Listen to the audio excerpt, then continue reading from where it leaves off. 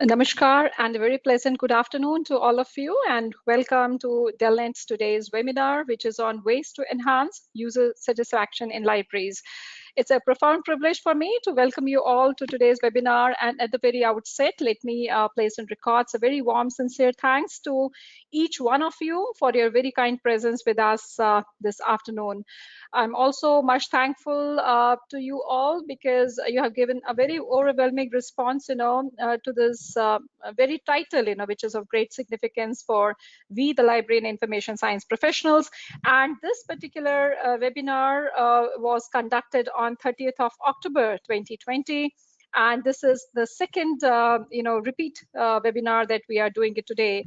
Well, before I start this, I must really acknowledge, the request which I received from Mr. Subhash, a wonderful library colleague from PS University in Bangalore, who called me up on 31st October and requested that since he missed out, the webinar, he said that can we have it again? And I must acknowledge, Subhash, very kind phone call, and also at the same time, to make it possible for us to have this webinar again. And he worked really hard enough in promoting and informing our library and information science professionals about this webinar. So thank you very much, Subhash. Indeed, much thankful to you for making all of us possible to meet once again through this webinar technology. So today is this afternoon, we are deliberating on an issue which holds a great significance for all of us, for anyone and everyone and each and every professional in our libraries. We are always being concerned, about one special factor, and that's the factor, our users factors, that, how our users can be in a more delightful position when they are dealing with the libraries, how they can really be provided, the services or the resources that they desire to get. And today is a day when we are going to deliberate on those small little ways which we always feel that they go a long way when we think about, our users' satisfaction in libraries. I would just like to mention that one study which was being done, among the libraries worldwide, and that question was being posed to the library and information science professionals, that if just visualize, if you keep your eyes closed and you just want to visualize your library, what is the thing what you find the most in your library? And to share with you, more than 90% of the professionals who participated, they all of them were very univocal in saying that they were able to notice the books in their library. Some part of them, they said, yes, they have been able to see the infrastructure, the wonderful, the workstations. They have been able to see the RFID stations. They have been able to see the beautiful ambience, in their libraries. And one of the factor, the missing factor, that not many of them were able to visualize was no one else other than the user community. And that's what, we always should try to keep ourselves focused on. That's one of the most forgotten areas, in a way, that we do develop services, we do create resources, we build up our collections, we do lot many things, always thinking about our users, but we have to really ensure that whatever we are doing, that is in tune with the needs and requirements of our user community. So today's presentation is an attempt, to really see to it that what are those small little ways. And I would also like to mention that please don't stay away from your mobile device if you're accessing this webinar, or stay away from the laptop or the desktop, because through this webinar, it's a very interactive webinar that we are holding, and we really want you to come forward and give us your inputs. And we are also here today, it's a forum wherein we are going to deliberate also, and we request you to kindly be ready enough with your own ideas, with your own ways, that what in your way, we can enhance the user satisfaction. So it's a highly interactive session that we want to make, and I'm pretty sure that with the active presence and participation of each one of you, all of us are going to get benefited, out of this. So let me start, by quoting this beautiful, line from a quotation from no one else other than Mahatma Gandhi ji, who said, And if you can read it, who said, a customer is the most important visitor on our premises. He's not dependent on us. We are dependent on him. He's not an interruption in our work. He's the purpose of it. He's not an outsider in our business. He's a part of it. We are not doing him a favor by serving him. He is doing us a favor by giving us an opportunity to do so, said by, Mahatma Gandhi ji. And if someone asked me that if you want to pose any question to to Mahatma Gandhi ji, what would be that question? And that question of mine to him would be that, could you please let me know and confirm it whether you said these lines for the library professionals? Because each and every word whispered and said by him in this quotation holds a great value and promise for the library and information science professionals. We must really, keep on reminding our own selves about this wonderful quotation. And I think some of you, who have, who can put this particular quotation of him there on your circulation desk. Why I'm saying the circulation desk, because that's the place wherein the library professionals, our own colleagues, are able to interact.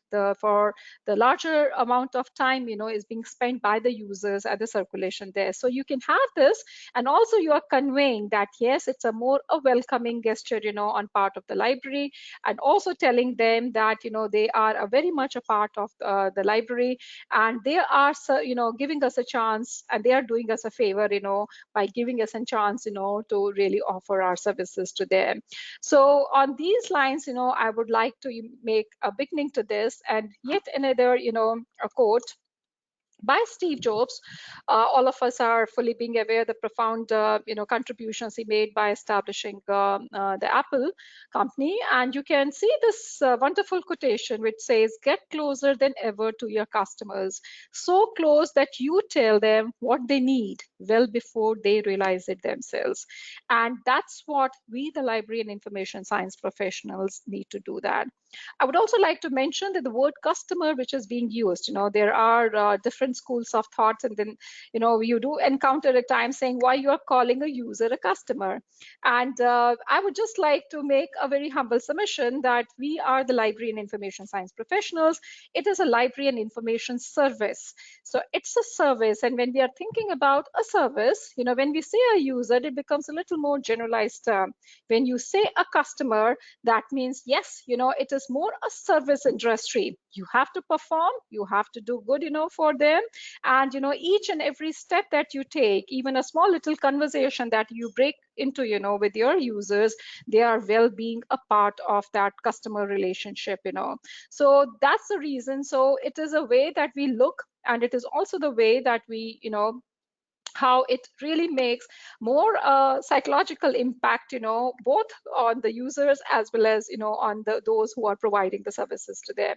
It's the same thing, yes, but we're looking at the same thing in a little different perspective. So we need to really, as being said by Steve Jobs, that, we have to get closer to our users in such a way, and we should be able to assess their needs well before they realize it themselves. So we should be the ones who are able to, do those discovery of the resources, ourselves for our users. It's not that the user always has to come to the library or to the library professional and says, have you got that? Have you got that issue? Have you got that latest book, which is being just published? I think on the other way around, the best, thing would be, and the best kind of an equation would be that if we library professionals, approach them, send an email, send them a mobile text message saying that this is to let you know that this particular title in your subject area has just been landed in the library, or telling them that these 5 titles has just been, published. Would you like us to, get the copies for your reviews? That's really make the things, this is like we are going to our users rather than waiting ourselves for our users to come and then we perform and then we offer our services. It really, really changes the entire, kind of a shift, and so today is a time when we have to take our libraries to the places wherein users are. We cannot afford to sit and then keep on waiting. We ourselves, we have been seeing that, that you cannot really, in the physical spaces, not visible enough in today's day and time. But yes, even in the digital spaces, we have to, be proactive enough to go into the users. We are keen enough and desperate enough that our services and, our, resources remains, of great significance to them. So we have to go rather than keep on waiting that they come to us. And we have to go in those ways which are well being appreciated by our users. So that's what, makes the entire thing, visible. Now, have a look at this very significant, remarks by Dempsey in 2015, who said, our traditional model, when we say our traditional model, means we are talking about the model adopted in the libraries. Our traditional model was the one in which we thought of the user in the life of the library. But we are now increasingly thinking about the library in the life of the user.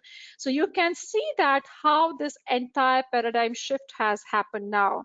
The earlier traditional model was the one when we used to think about our library as another entirety, library was everything. And then we used to feel that how this user is going to fit into my library. What can we do, for this user? So user was a kind of a very small subset of the, the main set of our library. But now things have entirely changed. So now the entire focal point is the user. And we have to see now how we, the library professionals, how my libraries that we are managing it, how my library can play some significant role in the life of my user, in the life of my, scholar and researcher.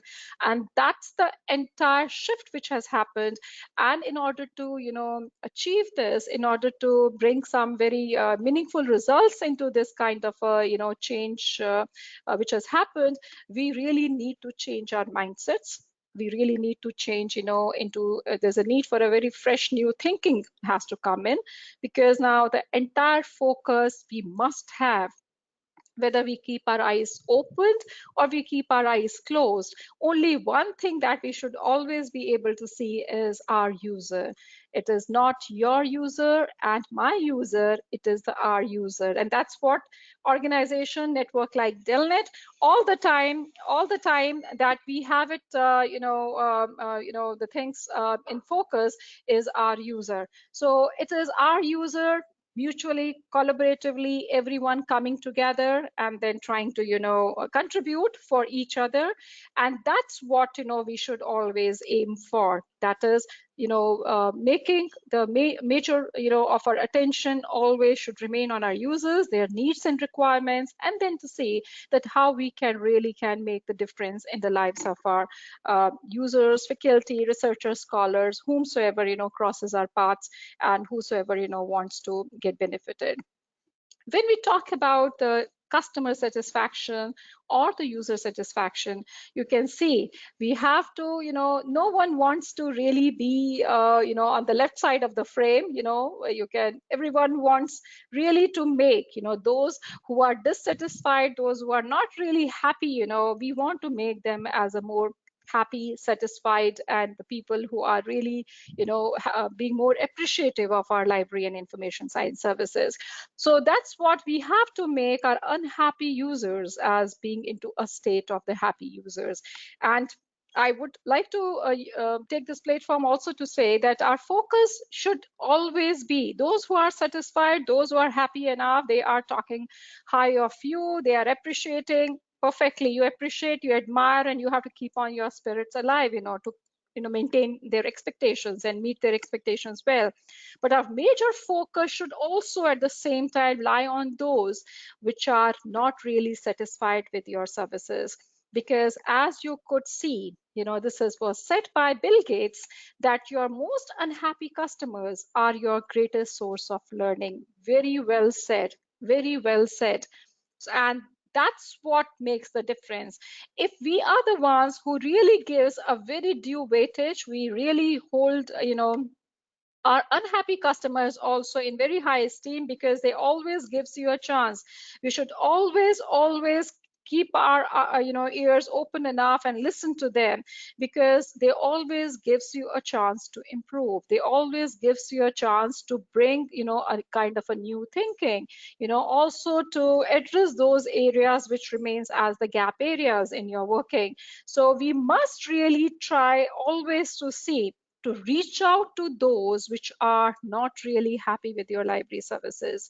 The people who are not coming to your own libraries, they are not neither utilizing in physical spaces, nor they are utilizing in the digital spaces. They always have something to tell you. Do kindly give them a space and time to express their own selves, because at the end of the day you would be able to notice that whatever was being expressed by them, whatever was conveyed by them, yes, there was not much for you to absorb and implement. And we should always keep our doors opened enough for those discussions. We should keep ourselves available to our users who are not even happy enough, and they have lot much to grudge, they have lot much to say to you. Keep yourself open for those very meaningful interactions with them, because they are the ones ultimately who are going to, they're basically helping you out in doing a lot many things on which your attention has not been fallen. So we should always try to really think about those who are not happy enough, who are not satisfied enough. Reach out and see that how you can help them out. So today's main focus of this presentation definitely is how we can enhance our user satisfaction. And if I pose this question to you, that how do you enhance the user satisfaction in the library? There are two generic answers which comes. One is by instinct. By instinct means, yes, you would say, yes, madam, I do interact with them, and I know, by their, I can know in a jiffy what they are wanting, what are their requirements. I can make out, and I do that. And the second reply comes through the years of experience. You're there for the last 20 years, you are there for the last 30 years, and you say, I know what my users they need. But is it a right kind of a way to assess their needs and requirements? We need to really ask our own selves rather than asking anyone else. We need to really see, are we doing the right thing by assessing, in those very conventional ways, that yes, we know our users, we know what are they wanting and what they don't want, their likes and dislikes. I think we have to have, again, there is a need to rethink about these things, and to bring in a kind of a new thinking. You can see this a very nice beautiful thing which is there, the librarian's desk, and all of us visualize sitting over there at the librarian desk, and then you have a user who looks to be in a little perplexed situation, and approach the librarian or any desk, any professional colleague there in the library, and you can see all of us being there with the work, and the reply which is being there saying, no, the obsessive compulsive disorder books are stacked neatly, evenly, and in order in the next room. You can well understand, user is wanting to ask a question, but the librarian says that uh, that the books are all being neatly stacked, and they are there in the next room, and they can go and refer. Because we can see that they don't have no time, in fact no time to even look at the user, no time even to look at the user and to reply to the user. So that's what is really happening, and then we remain that yes, everything is in order, so it's not that there is a room for doing any kind of change, or if the user is not able to locate, or user has come and complaining that no, the books are not neatly stacked, they are not in order. So we always tend to give our explanations well before giving any space to them to express their own selves. And that is where we need to really think about, do you know your customers? Do you know your users? Do you know who they are and what they are wanting? So the very first way is KYC. So this KYC, when we say, this is not only holds good for the mutual funds redemptions and other things, the KYC is also very much required in the libraries. Know your customer, know your user. Who are your users? Who are your customers? You must really know that. So kindly prepare a KYC form which should get filled up by a library user, containing the details, including the subject specialization, allied areas of interest, and hobbies. It's not just simply knowing that, yes, so and so Professor Rao is, taking care of EC department and he's taking, the courses on AI and others. Most important aspect is, besides their subject specializations, what are their other allied areas of interest? What are their hobbies? Some of them may be, interested in poetry. Some of them may be interested in yoga. Someone may have, very different, other kind of hobbies. You must really, gather all that details. That is at an individual level, because it's not just simply, a person as a faculty member or as a student. They would have lot many of other, creative credentials to, their credit. So we must really try to tap them and create a record of them, because these would be the most insightful things that you get when we think about, holding some program. You already know that who are, these are my people, these are my faculty who are interested in poetry. You can organize a poetry session, and you know that these are the ones who will be interested in doing. So you can prioritize it. You can do a statistical analysis that what are the top, 5 disciplines, 5 hobbies, or 5 allied areas of interest of your library users, and accordingly you can do an extension programs for them, besides just simply, giving and taking care of the library resources and other things. So this KYC is something that you would always would be wanting to do. So now I would like to ask a question, and the question comes over here. And the question is, do you perform KYC of your library users? Do you perform KYC of your library users? I request you, please kindly give your feedback on this. The KYC, and wherein it's not just simply knowing that which courses they are taking care of. Most primarily, I'm going to ask in the QA, it's not just simply asking, but also, do you know what are their hobbies?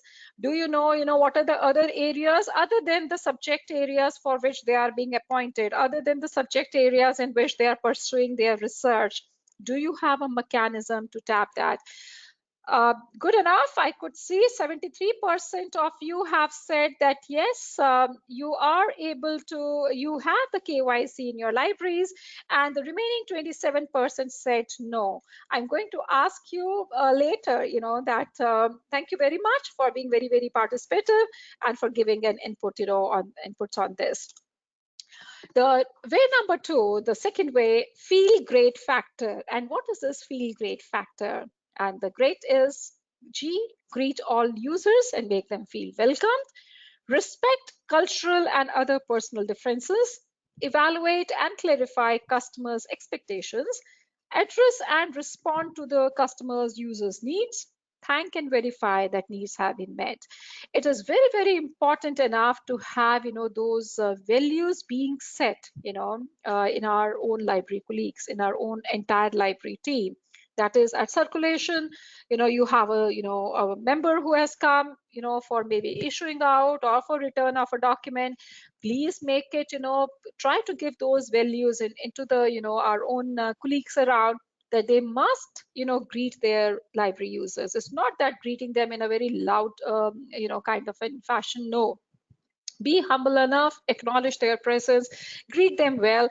We are dealing with the human beings, and that's what is really being required. And then that would make them feel welcomed enough. So keep that kind of a thing, that yes, and that makes a difference. That's making the other person feel welcomed enough. making them feel that their presence is being acknowledged, and they are well being, welcomed, into your library environments. R is respect cultural and other personal differences. Very, very important. You are in the colleges, wherein you have the students, or you have the faculties from different nooks and parts, not only of the country, but from the various parts of the world. We must really be very, very sensitive enough in respecting the various cultural values. Must do that. So try to sensitize your own library staff in, having those kind of values imbibed in them, so that they are in a better position, to respect those cultural differences. Evaluate and clarify users' expectations. You must really evaluate and clarify. Did you mean like this, sir? Do you want like this? If the user has said something, do kindly again have a reconfirmation done, that is this what you have understood, because at times they happen that, no, this is not what I conveyed to you, this is not what I was wanting you to do.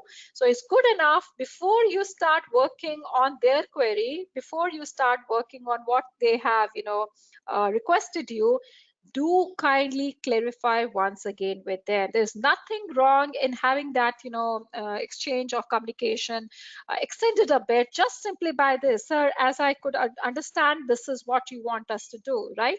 And the person would say, yes, yes, this is what I really want. Perfect. Address and respond to the customer's need. You must really address, take those proactive steps, take whatsoever, way you want to resolve the situation, that, the user has put in a complaint or has done something to you. You must address and you must respond to them. And then the cycle is not yet complete.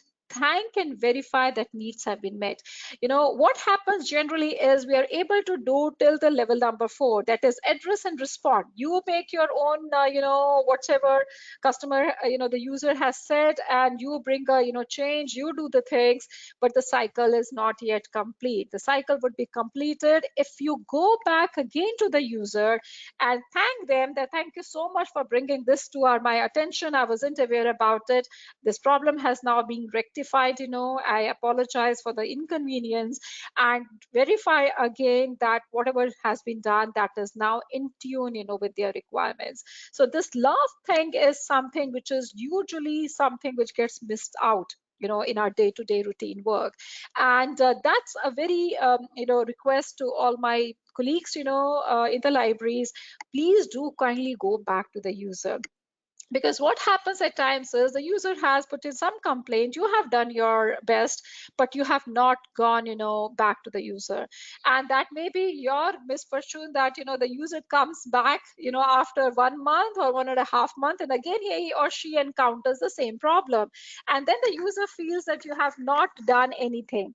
The user would barge in, come to your room intro and saying, you haven't done anything, I was knowing that nothing would be done. And that should not happen. You should always, whenever someone has brought to your attention something, you do the things and go back. No one on earth would mind that. Everyone would appreciate it, that yes, you have gone back and you have told them, and then you will always find, that the user would be very, very, kind enough in acknowledging, oh yes, thank you so much that you have, taken care of my, this particular issue that I was encountering. So please do kindly ensure, those of you today who are from our member institutions, we would be encountering the situations wherein we from DELNET, we always do it as a practice.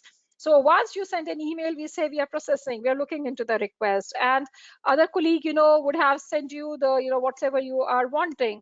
But yes, you do get a mail again back, that is to reconfirm it. Hope you have received it. And that's very important. Even in 100 transactions, you get one transaction wherein the user said, no, I have not received it yet, I have not heard anything yet, from your colleague. And that's important enough to do this exercise, for that one user. Good enough to do that. So that's like, going back, rechecking it, and confirming it. That makes the things, for the user satisfaction. That makes, it makes a very constructive kind of, inputs for that. Now, way number 3 we are going to talk about is a survey undertaken by OCLC, the largest library network. Happy to share, DELNET stands at number two now, among the world global level. When we talk about of the library networks, we network 7,000 libraries, and OCLC around 15 plus that they have institutions, and they conducted a survey on the libraries, and one of the thing that they discovered was the first point of contact in the library is the person who is least paid.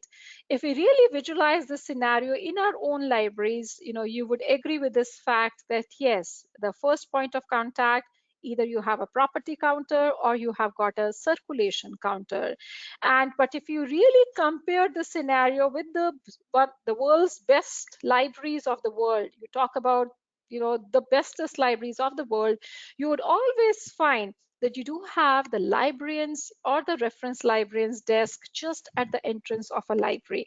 And you may have the circulation desk, but you do have on one side the circulation, but on the other side of it is the librarian or a reference librarian desk. Reason is, if you just visualize a situation that a user comes to the circulation desk, usually which is the first point of contact in the library, and ask the staff over there, have you got that latest book? Last time when I came, I asked you, to get me that book. Have you got it? And the person, the staff member, he's not really knowing about. And the staff member would say, sir, you please go and meet, our reference librarian, sir, or you may go and meet, our librarian, madam. She would be knowing about it. And the user would say, no, let me come some other day. I'll come some other day and find it out. And that's what should not be the thing, happening in the libraries.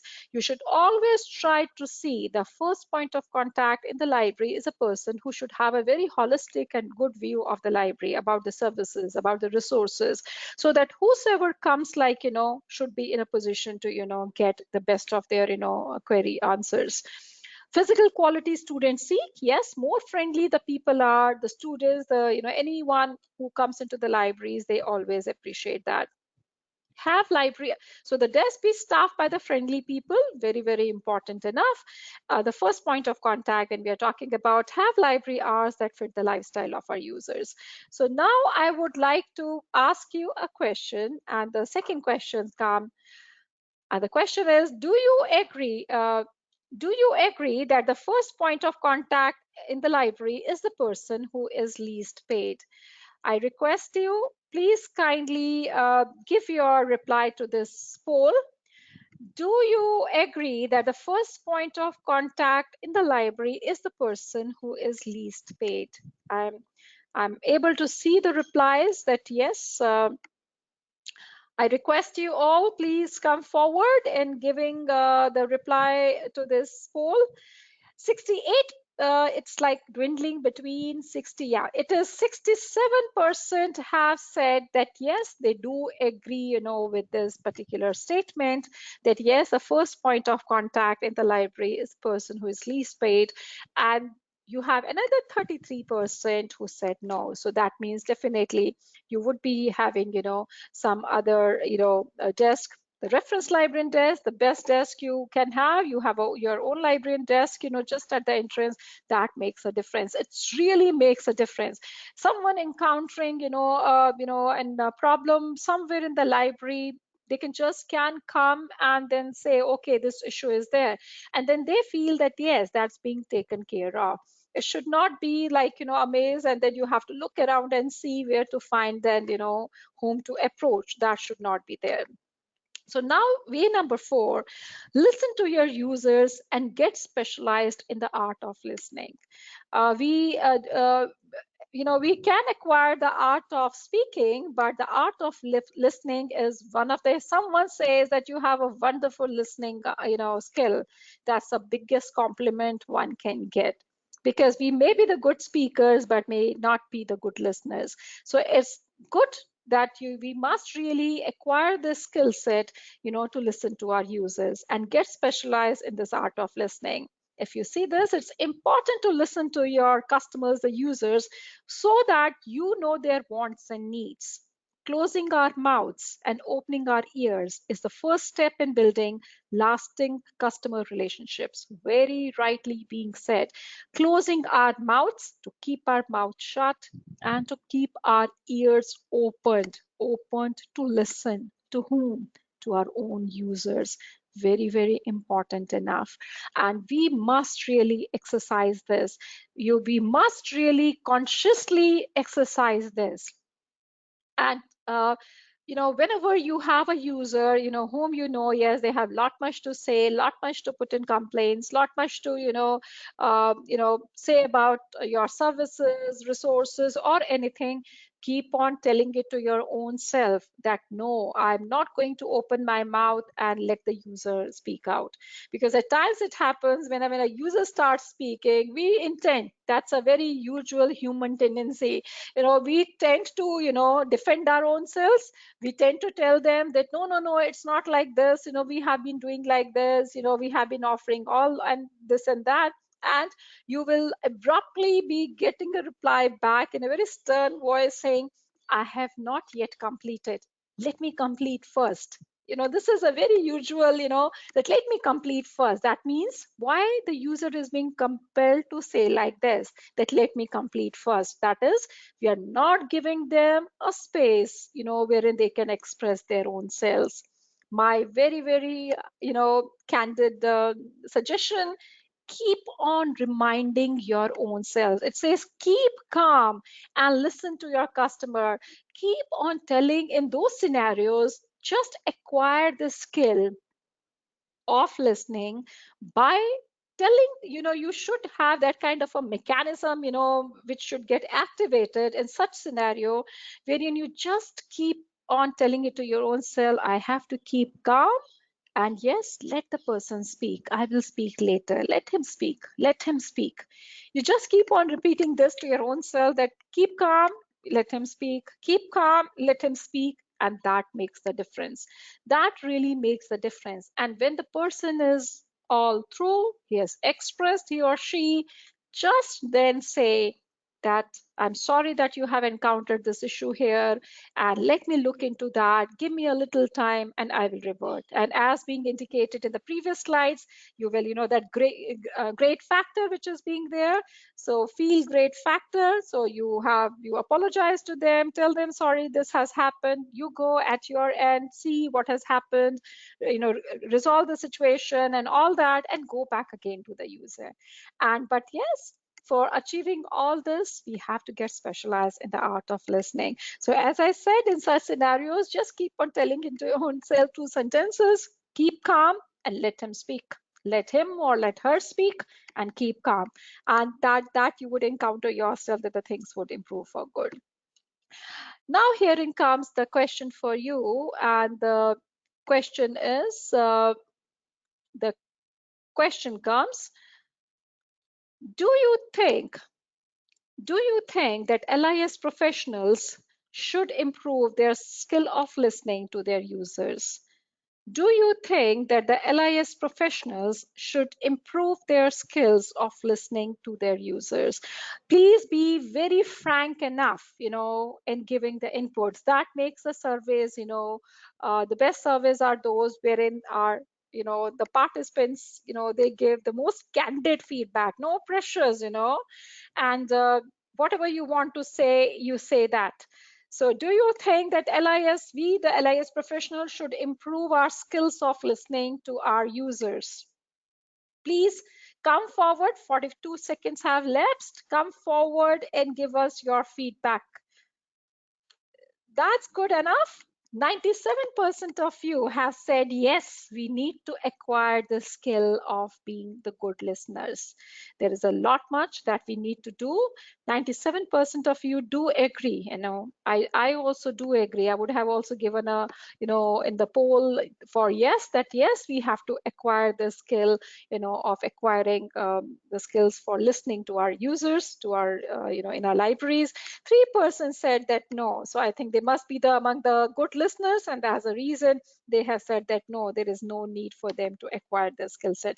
That has risen now to 98% have said yes, and 2% have said no. So 98% do agree that yes, we need to acquire this skill of listening. We need to get expertise in that.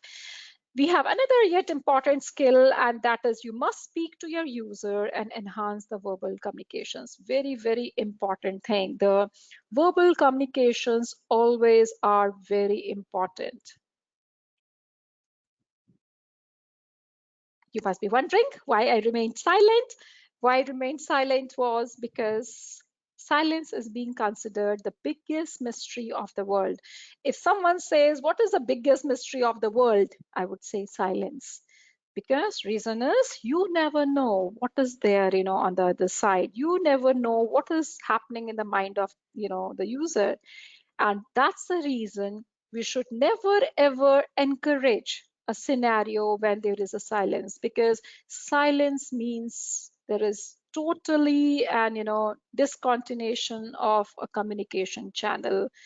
Please, we are there, we are the library professionals, we are dealing with the human beings, we are dealing with the great intellect, which are there, the faculty, the students, teachers, and all the verbal communication, and we are also at the same time the social beings. So the communication is something which is very, very important enough, and these verbal communications are the key to keep us in a binding state. And that's is very, very important. Whatever you have to speak, but do speak, do express, and speak in the language of your customers. What do we mean by this? It's not that if my user speaks in Tamil, that you speak in Tamil, or you speak in Telugu, you speak in Telugu. Speak in the language of your customer is you should speak in a language which is being fully being appreciated and considered good enough by the user. And whatever is the conversation has to go on. And just to cite you, as DELNET, we have our largest number of our users are from the state of Tamil Nadu, more than 950 institutions. And you will be really amazed to know that person like me, for example, you do receive phone calls wherein our professional colleague from Tamil Nadu, maybe from Salem or from Coimbatore or somewhere, they would initiate and they would be speaking in Tamil. I would be replying to them in English, and the conversation goes on. Because as long as you are desperate to understand the other person, the other one, communication is always the thing which is a binding factor. It is never becomes an obstacle, and means that the precondition is that you are you're keen enough, you're desperate enough to understand. And that should always be our prime motto in the libraries. Keep this communication, any kind of a communication that we do with our users, but do communicate. Don't remain silent. Don't have that's a most restless situation that you find that you send an email, you don't get a reply, you call up, you don't. It's a most restless, means that's a most restless situation, one word. So we should not put our users into that kind of a situations. Whatever we have to say, we have to be very courteous enough in in communicating well. And as being said, speak in the language that is must come down, and then speak to them in that. Recreate the library spaces from silent zones to the places of interaction. Gone are the days when we used to have that don't speak and then having those all kind of signboards saying that libraries are now the most happening places. We have we need to have the silent zones for our researchers, scholars who don't want no interruption, no kind of they just want to have their own peace to concentrate. So there should be, once you enter into the libraries, you should have a silent zones, and then you have on the one side you have a silent zones, and on the other sides, you have places of interaction wherein you call the faculty, the students among themselves, they can sit and interact. And that's all we are doing in order to enhance and to, have that platform for, exchanging of their ideas, be communicative enough, with each other. And that's what we should try to do. So now here comes the question, the next question. Do you think that library professionals should improve their do you think that library professionals must enhance their verbal communication skills?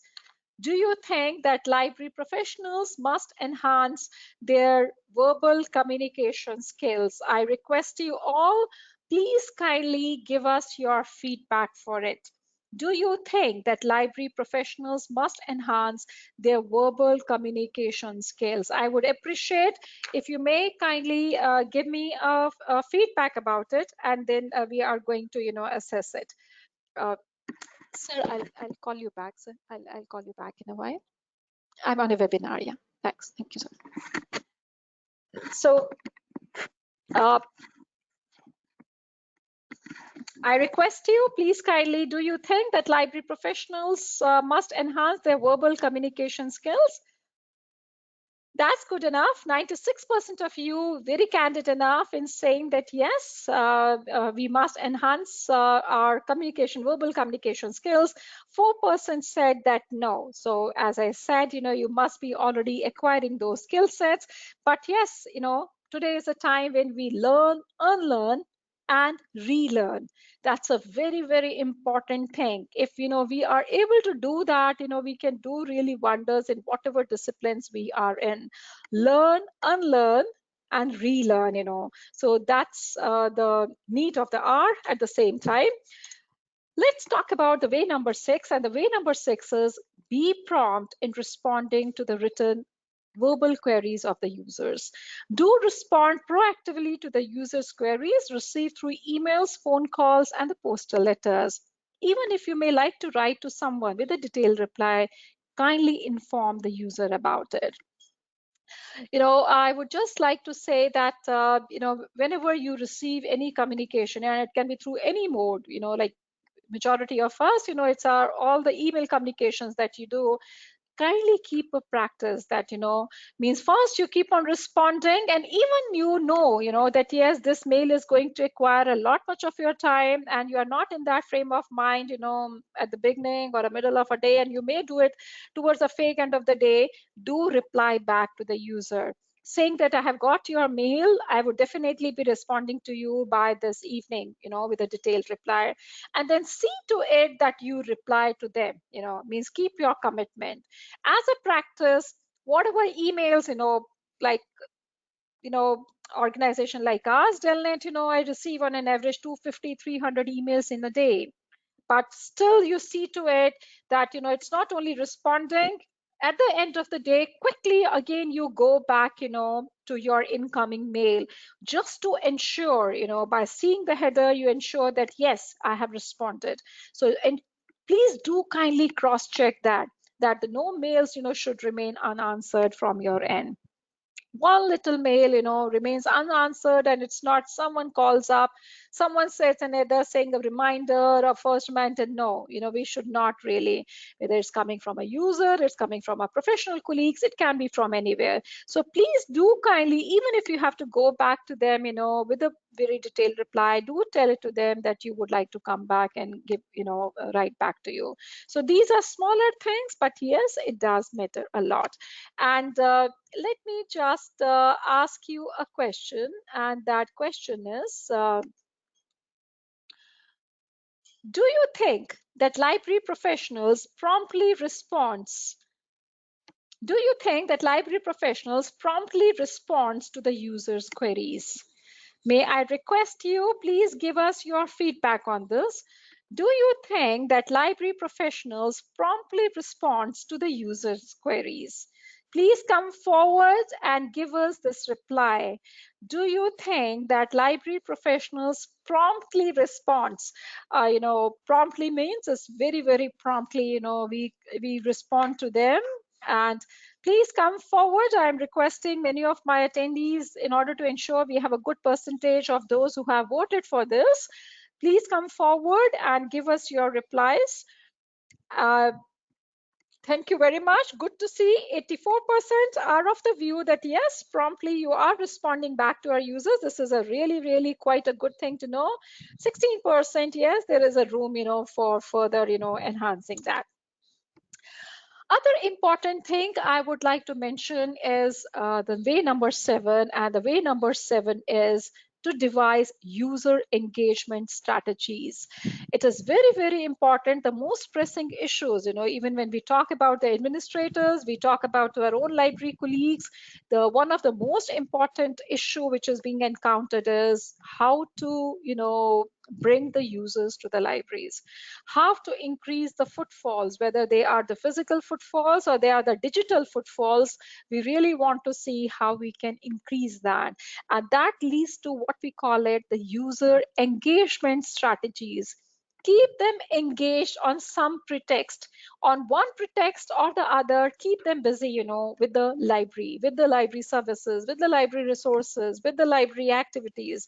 And that's what, it's very, very important that the library must develop user engagement strategies in order to engage the library users, and the user retention policies, that is how to retain my user, how to ensure that this user stops coming to library, how to retain them, how to ensure they're coming back, and to the library. We must devise the user retention policies. And you would be very much surprised enough to know that now in the West, we in libraries now, the professional positions of user engagement strategist are available.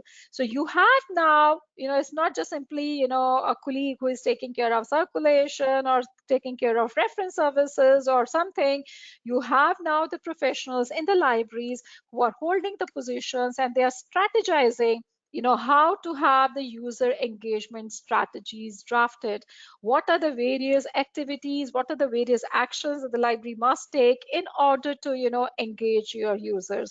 So you have this new, kind of a positions now appearing, user engagement strategist. So it's all a strategies that they are fully being occupied in devising the new strategies for the library. And please remember, more engaged learners or more engaged users are more satisfied. The more you are engaging them, the more often they are coming back to you, through any mode they are coming to you, more satisfied they will be, with your library resources, with the services, with whatever you are doing. They will always stand with you. So now herein it comes a question, and the question is that, do you feel that in a library, the position of a user engagement strategist should be available? Do you feel that in a library, the position of a user engagement strategist should be available? That is, how to retain the user, how to, strategize that, they keep on coming to the library, and then they keep on, actively involved with the library services. So please kindly come forward and give us a very, very, frank opinion about it. That, do you feel that in the libraries we should have a position of a user engagement strategist? Please kindly give your feedback for it.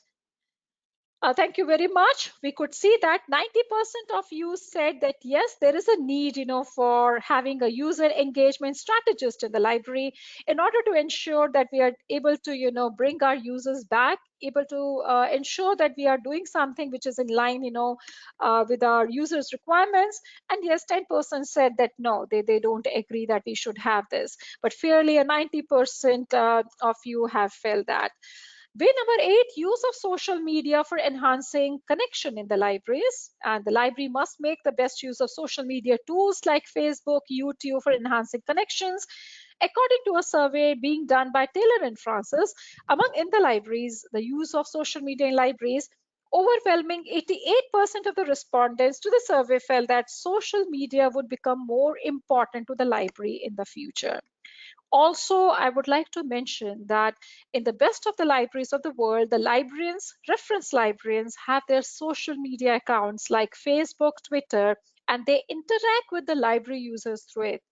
On their official website, these details are furnished, and this is really, really quite important, to have adoption of these social media tools when we think about connecting with our Generation Z library users born between 1995 to 2010, to whom we call the digital natives. They are being their residents of the digital world. So it's very important. It's not that offline you have your Facebook account or a Twitter account, and then whenever you want to send something, you do that.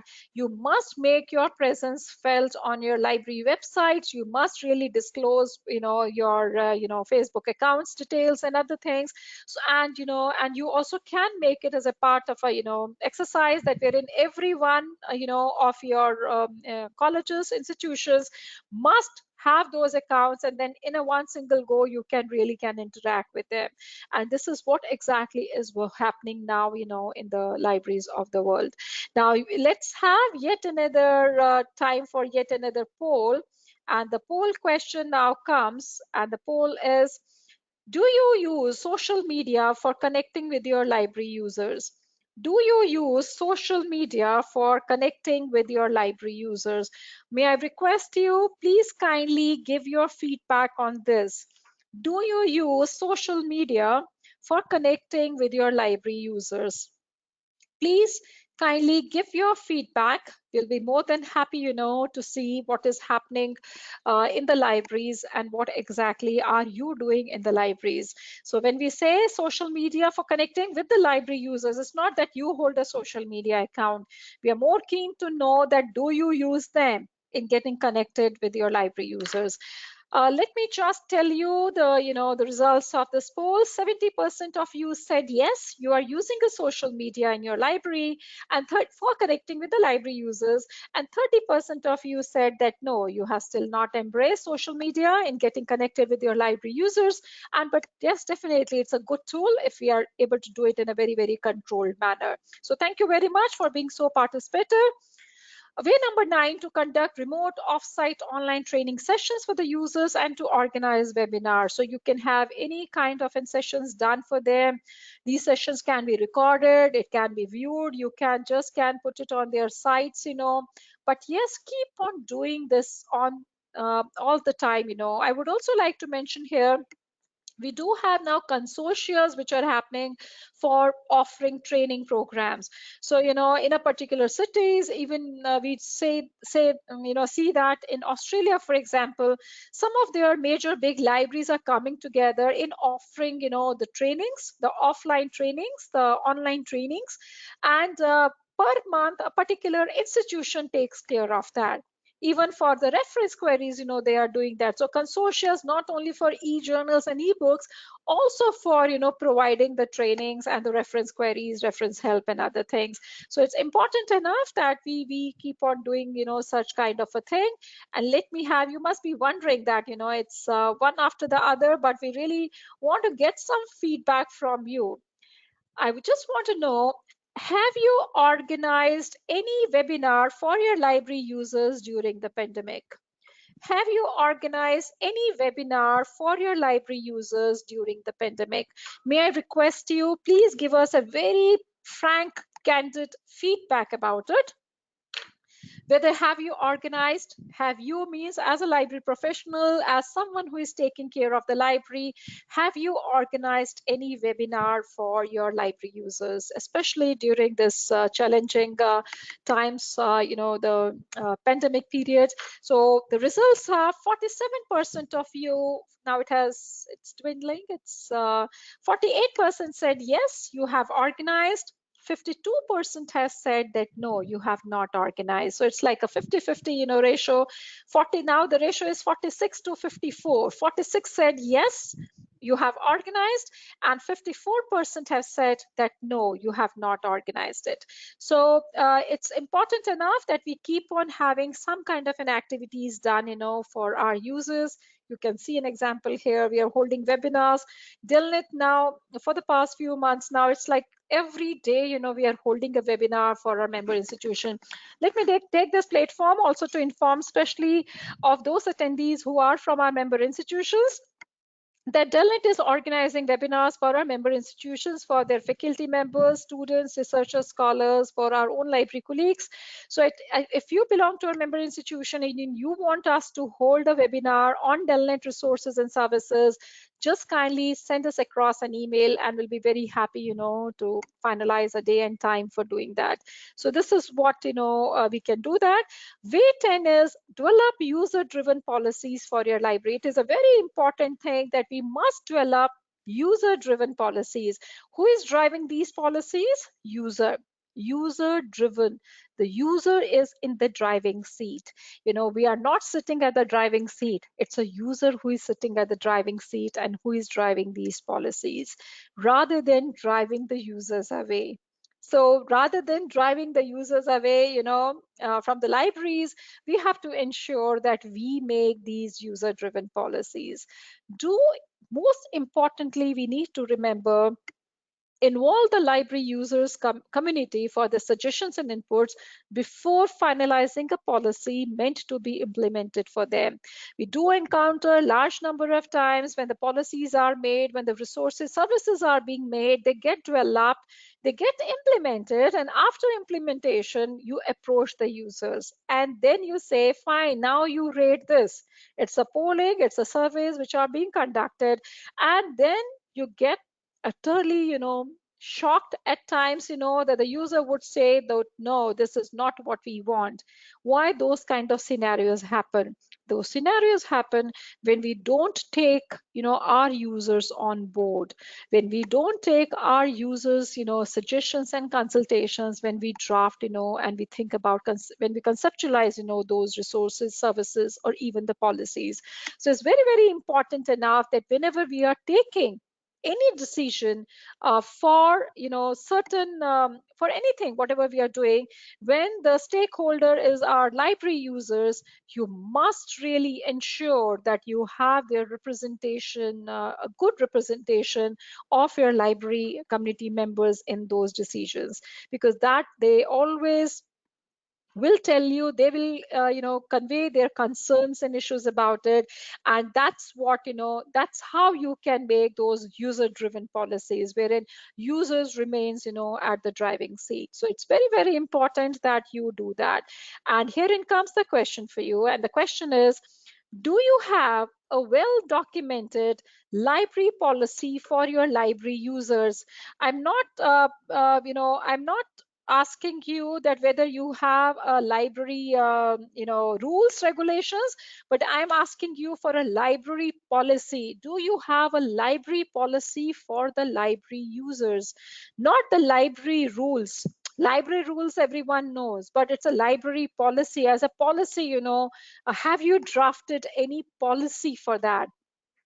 Just simply having the rules, the library gets open at this, these are the books which can be opened, but the policy is entirely a more a different, kind of thought has to get into when you think about a library policy.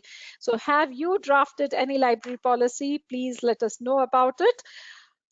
Good enough to see the results of this. It's about, yes, good enough. 68% of you said yes, you do have a library policy.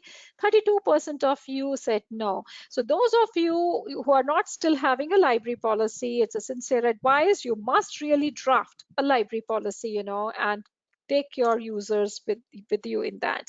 Way number 11, build a digital reference services to the users. And these digital reference services, they are going to be of great value to you in all times. From the traditional reference services, the libraries must develop digital reference services, live virtual reference services. And you can always refer to this wonderful IFLA guidelines, International Federation of Library Associations and Institutions guidelines, that how you can establish a digital reference service. And, in all times, whether it's a pandemic, this period, that you want to refer, even otherwise too, 24/7 support you can do. As I told you earlier, even for this now, we have consortia which are working. Like I cited you about Australia, wherein 4 or 5 libraries coming together. And in order to ensure that they're able to give 24/7 reference services support, so one library takes care of the remaining 4 libraries for a 1 month. So their staff remains available any point of time. Any user of the remaining consortia members wants to ask anything, they are most welcome to do that. So the things are changing now, because we need to do that hand holding, with our users anytime. It's not that you cannot put yourself into a time frame and saying that no, we are accessible from this to this. No, you need to really have these avenues and develop these digital reference services tools, which would greatly be appreciated, by everyone. Let me now once again go back to you and to ask you a question. And the question comes over here, and you can see this question: have you created a special digital portal for offering digital reference services to your library users? Have you created a special digital portal for offering digital reference services to your library users? We will be very, very happy to receive your inputs. Please kindly come forward. 40% of you have voted, and the voting lines are on. Yes, the voting lines are there. You just give us your candid feedback about it. Have you created any special library digital portal for offering digital reference services to your library users? Good enough to see the results of this. 62% of you said yes, you are offering through a digital portal the reference services. 38% of you have said no. I would like to request some of my colleagues to be very, very participative in the post presentation in the QA section, because we would also like to hear from you that what kind of, things have you developed, on the basis of the, the polls that we have conducted. So please, kindly do also give us your inputs about it. Way number 12, introduce Ask Us service for library users. Very, very important. And that is a chat service for your library users. Encourage the users to ask the questions and get replies to their queries, whether it's a digital or whether it's a, a physical environment. You can see here in a physical environment, you have a good, beautiful, uh, uh, uh, you know, display which is there, says ask questions here. So you are encouraging your users, and it says information, reference, fiction. So any questions that you want to ask, you can give this kind of a thing to for any of the library staff who knows about the library very well, about your resources and services.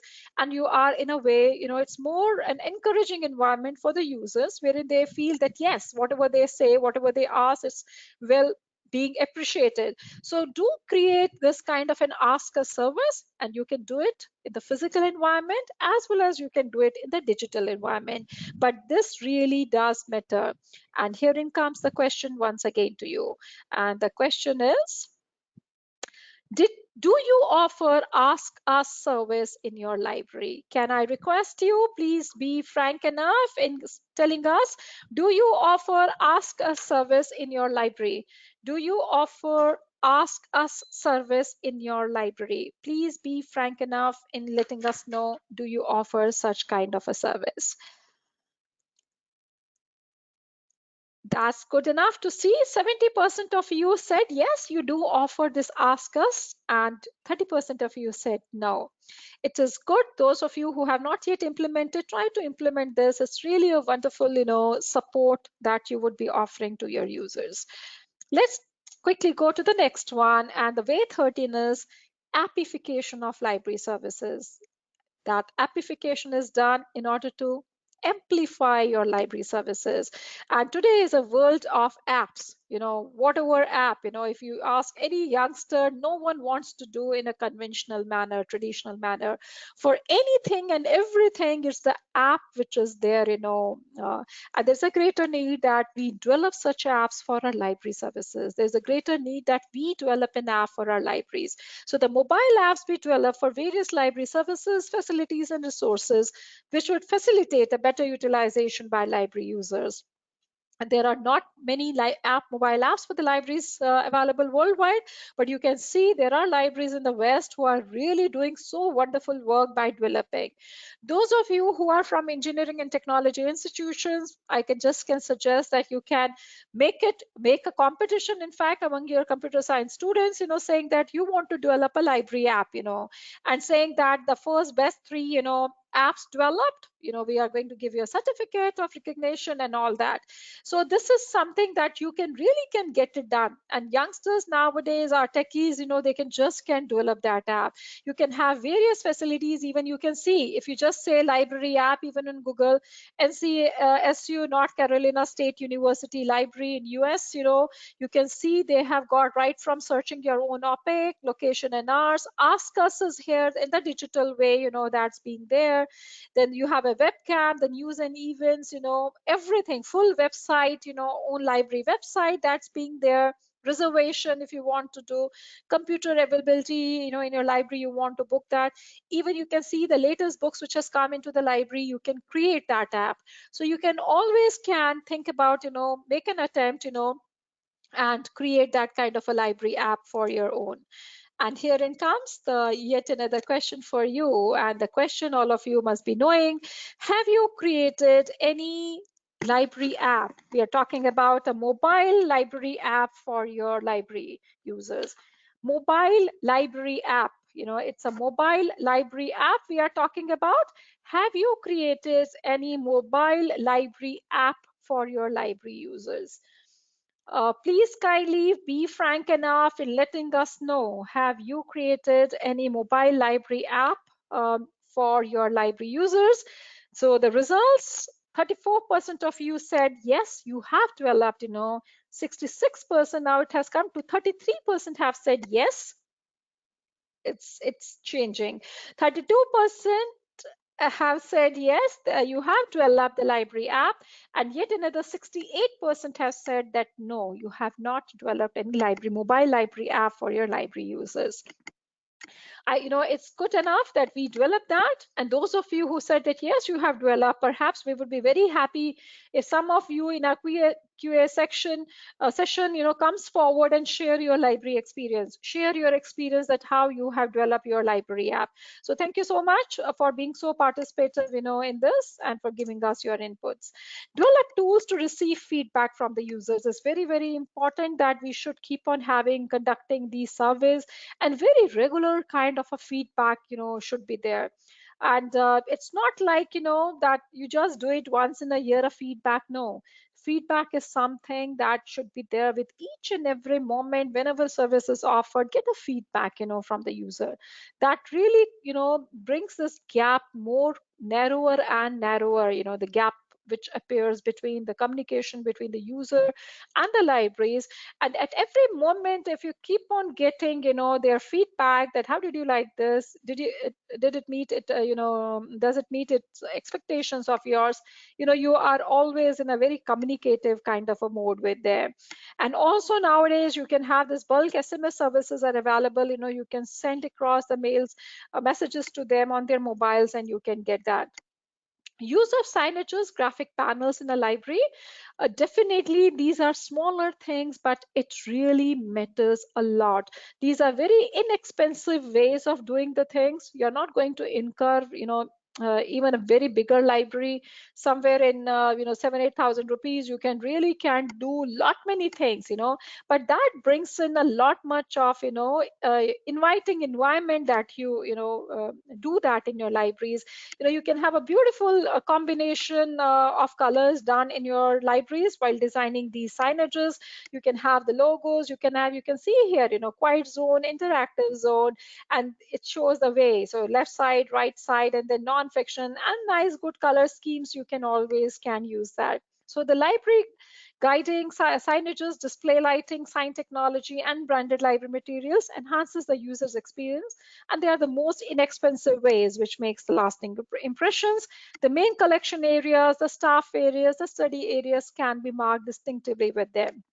So you can have, and you have three-storied library building, you have a different color schemes done, make the user should be able to see it from a distance. It's not someone has to just come and see and then they would be able to notice it. No. So these signages can wonderfully be used in the libraries and smaller things, but yes, when we think about the users, they always are of great help. Now herein comes a question for you, and the question is, do you use any attractive signages in your library environment for a better appeal to the users? Do you use any attractive signages in your library environment for better appeal to the users? Please kindly give your feedback for this, because signages always help to a greater extent. But we do see even some of the best libraries you see, but they are not they're not using any signages. It's always good because one can see from quite distinctively, that what is where and where one can spot, the certain services or our own colleagues or, particular workstations and other things.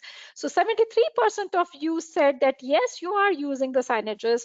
27% has said that no. So thank you very much for being so participative.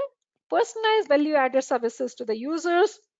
You can give lot much of these personalized value services. There are a lot many open source tools which are now available, which you can use, to push this content, in a more personalized manner to your users.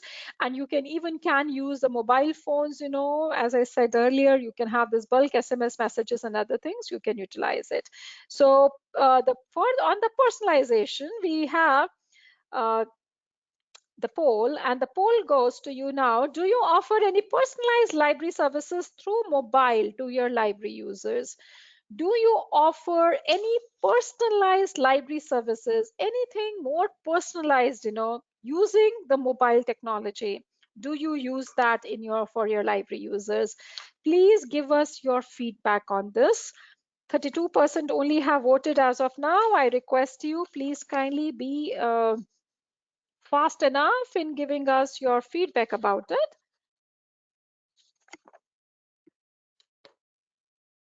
May I request you, please kindly expedite and give us more feedback about it. Perfectly fine. That seems to be fine. 55% has said that yes, you do offer personalized services through the mobile technology. 45% said that no, you are still not using this. So those of you who are not using it, you may think about doing. Library services alert, you can use your, as I said, maybe through a mobile app, you can do that, you develop, you can give these alert services.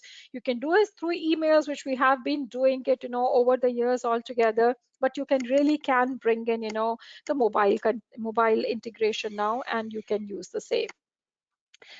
Here it comes, yet another question and yet another poll for you. And the poll goes, okay, do you have a provision? Do you have a provision for providing a recommendation for a new book journal in your online library catalog? Through your online library catalog, can someone give a recommendation for a new book or a journal from your online library catalog? That's a recommendation that we say, that your faculty can recommend that please get me this particular book, or the faculty can tell it to the student that this book is good enough and you should, refer to this particular title. Do you have a provision for providing a recommendation for a new book or a journal in your online catalog? Good enough. I was not expecting this response. 75% of you said yes, you do have an option to give a recommendation through your online catalog. 25% of you said that no, you don't have that. Integration, this should have come a little later. I think in the second one it should have come. But anyhow, it's good to see that those of you, you do have the recommendations. 75% of you have an integration of that. Redesigning library spaces, again, a very, very important thing. In the prior to this, webinar on 30th, the same webinar, we were able to see that lot many of library colleagues have really redesigned their library spaces, utilized this entire last 5-6 months time in redesigning, their library spaces. And they said that this is the least that they thought of doing it, so that when the users, they come back, back in our normal times, so they should, feel very much welcome with a very new, fresh look and feel of the library. So there is a need now for redesigning these library spaces. We have a growing concepts now of the maker spaces, what we call the experimentation labs. So any newer technology, anything, maker space, let the technology be, demonstrated and told to your, users. Recording studios, that's one can do. And let me also share with you, you can have a voluntary participation in recording studios. I myself have seen a national library for the blind in Utah in USA, wherein they were involving, the local community. That was a voluntary participations on the weekends, the people coming into the library and recording it, those textbooks, or at times the comic books, the person, giggling, making a very different, animal sounds and other things, and also as per, the DAISY consortium, those of you who are developing the services for the young population, you would be knowing about it, that the DAISY consortium gives you a full rights that if you are creating from a textbook and audio book, as long as the it is meant for a visually impaired user, a student or a scholar, there is no copyright restrictions in that. You can very well can do that. So you can create a recording studios, you can involve and develop that kind of a voluntary participation. Someone wants to come on a weekend, someone wants to come after their office hours, and then they just want to contribute it, let them do that. So you can develop, and these are very very ineffective, these are very inexpensive ways for doing the things. You can also have interaction halls and the other things. Now here goes yet another question for you, and the question is, do you think that there is a need for redesigning library space in your own institution? Do you think that there is a need for redesigning library spaces in your own institution? Do you want to redesign your own library? We would like to hear from you. Do you want to bring a new face, a new look and feel to your library? Please be frank enough in letting us know about it. Do you really want to redesign your library space? So it's I request you, please, yeah, we have 55% of you have already voted. Please, I will request, be come forward and do the voting. Yes, fairly a good number have voted now. 83% of you have said that yes, you want to bring in, a new look and feel to the library and to redesign your library spaces. And it's now 84% have said yes, and no 16% are well satisfied with whatever way the library service, library spaces are being conceptualized currently. So thank you so very much for this. We have way number 21 is creation of blogs and Wikipedias. Very, very important that we must take an initiative to create blogs and Wikipedias on the subjects of interest involving the users, that is students, faculty members, and this would lead to undoubtedly to the knowledge sharing. A specific library staff should be assigned the work of coordination and content writing. And the library should also create its own library blog, definitely, but there is a greater need that in your own institutions, in your own colleges, you can have for each department get a blog created. You can have a blog student coordinator. You can have your HOD as a the coordinator to oversee that yes, all the content is being sent to the library, and the library should take care of only managing the content. That's what we are the professionals doing it. So you manage the content, you make the students coordinators for the blogs, and let every department have a monthly blogging, means they should keep on blogging every now and then, which should, and there should be a teacher in charge kind of a thing to keep that. You can run some competitions later, the best blog award, the best student blogger awards and other things. So you can always can do those things, and we should also think about having a library blog for our own library. The open source software tools should be utilized by the library. And herein comes the question for you. And the question is, do you run any library blog for your library users? Do you run any library blog for your library users? Please kindly come forward and give us a feedback on this. Do you run any library blog for your library users? May we request you? Please kindly let us know, are you running any library blog? Yes, 34% of you said yes, you are running a library blog, and 66% have said that no. So that means there is a need, because in a blogging, you need to see that continuous updation of the content is there. And that's the reason I said that, you let the departments, like let the students to coordinate that. And they would be very much happy, and you can give them a certificates, you can give them, kind of a recognition for it, so that they keep on adding this content, and you can just just can oversee, those things. Faculty students interaction means library should remain as a focal point for doing that, and you can always let them use this to hold special talks, trainings on various subject areas for targeted user community. This is wherein the KYC can come into place. You can utilize the KYC, for holding the topic, the special talks. Even for the students, you can have on career counseling, soft skills training, lot many other subjects. And through the KYC, whatever subjects that you are able to see, you can run, the special talks on that. Felicitate the best library users, so you can have the special functions, for in a year for giving the best library awards in various categories. You can have a special get together can be organized, and you can have special occasions. You can have a talk, presentations from invited speakers, and you can have various categories: someone who has come for the maximum time, someone who has access to your resource digitally online maximum times, maximum number of books which have been given to a particular user. So you can have various kind of a categories in which you can give felicitate them. So herein comes again a question for you. And do you organize any special function to felicitate the best library users? Do you organize any special function to felicitate the library users? Please kindly come forward and give us a reply. Really good enough to see the results. And the results are almost, it is a 50-50, but now, yes, it is changing. 56%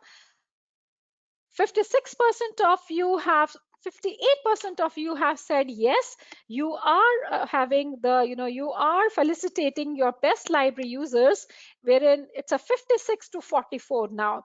56% said yes, you have you do organize the special library functions, and 42% have said that no, you do not really have any such kind of events that you organize to acknowledge the best library users. I think it's a greater need we must really bring in.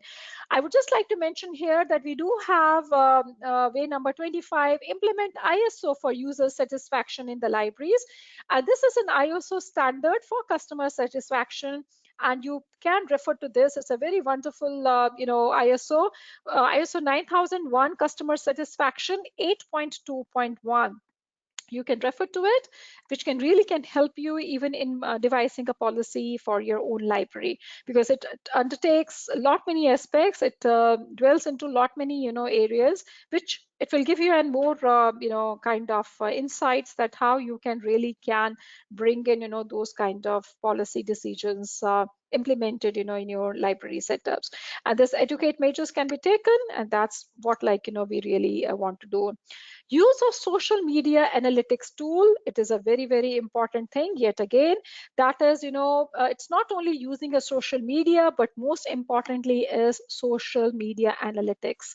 That is, yeah, there is a greater need to use social media analytics in order to filter, the meaningful conversation which goes among the library users, what the users, they think about the libraries, about their perceptions, and whatever they say, maybe on a Facebook account, on a Twitter account, on their LinkedIn, anywhere.